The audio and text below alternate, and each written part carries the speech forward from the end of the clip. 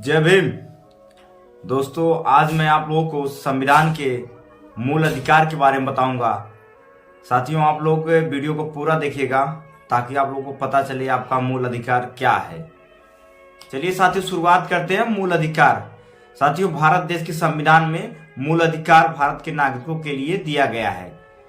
तो साथियों, मूल अधिकार है भारत के सभी नागरिकों के लिए भारत सरकार द्वारा उनके अधिकारों को सुनिश्चित कराता है। भारत के नागरिकों के अधिकारों की रक्षा करने के लिए भारत सरकार द्वारा राज्य सरकार का दायित्व बनता है।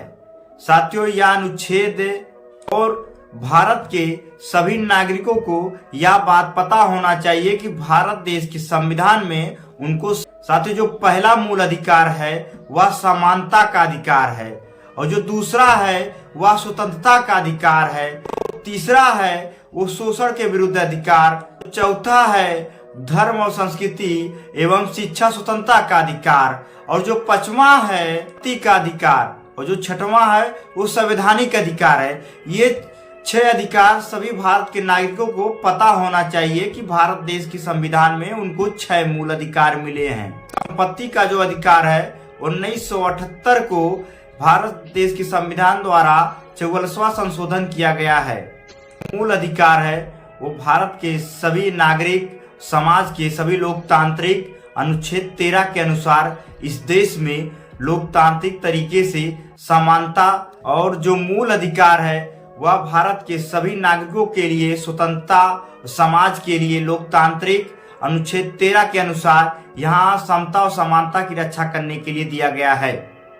विधायिका और कार्यपालिका के द्वारा किया जाता है, और इन अधिकारों का उल्लंघन होने पर देश का सर्वोच्च न्यायालय और राज्य का उच्च न्यायालय पर अधिकार है कि विधायिका और कर्मचारी पर शून्य कर सकेगी। यह अधिकार राज्य के अनुच्छेद 12 में दी गई है।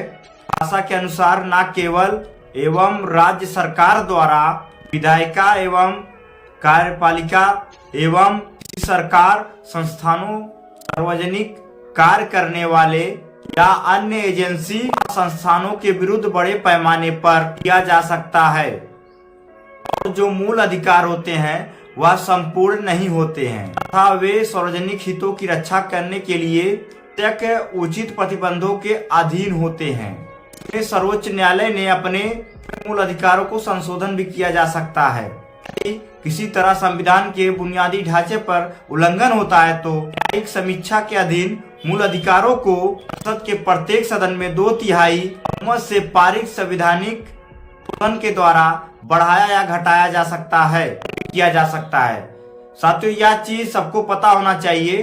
किसी आपात स्थिति को लागू होने की स्थिति में अनुच्छेद 20, अनुच्छेद 21 के द्वारा किसी को छोड़कर राष्ट्रपति के आदेश द्वारा दिया गया स्थायी निलंबित किया जा सकता है। राष्ट्रपति के द्वारा संवैधानिक तरीके से यह आदेश देने के बाद यह निलंबित हो जा सकती है।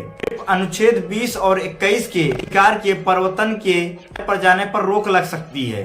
33 के द्वारा कानून बन सकता है, उसकी सेवा सुनिश्चित कराई जा सकती है। साथियों, यह जानकारी भारत के हर नागरिक को पता होना चाहिए। जय भीम।